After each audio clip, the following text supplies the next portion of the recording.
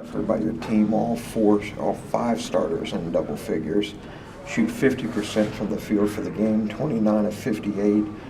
Out-rebound them by 4. Give Concord credit. You know, they're a pesky group that hung around, lived by the 3 early, but you guys did a good job of kind of taking out, limiting that in the second half. And I just thought got really good play from all of the kids. Well, you know, the first half I thought we played a bit uninspired. And that's not to take anything away from Concord. I thought they played inspired. And I was a little more vocal at halftime than I normally am. I usually am pretty low-key and just make some adjustments or corrections or whatever. I just wasn't pleased with our approach, let's put it that way. And I thought the third quarter is when we obviously turned the tide in the third quarter, and we established that you know, we felt like we were going to win the game. And you know, when you get a double-digit lead like that, now you know, we were up I think 14 or something, and I thought we should have extended it up to a little bit more. But I don't care. You know, I went in the locker room after the game just now.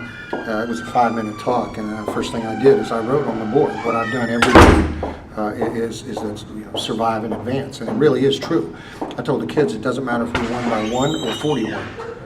Okay, we survived this game. I said I didn't really care if we played great or awful.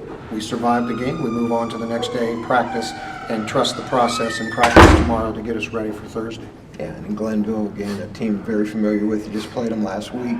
Down in Charleston, going to Charleston for the umpteenth time. Yeah, I mean, I always laugh a little bit. In the PSAC, the Pennsylvania Conference, teams will put on their website how many times, like they'll talk about going to the PSAC playoffs. Mm-hmm. And I'm like, of course you go to the playoffs. Like you know what I mean? Or for us, it would be going to Charleston. And, you know, it feels like we're supposed to go there. But yeah, it'll be an interesting game on Thursday because both teams are very familiar with each other.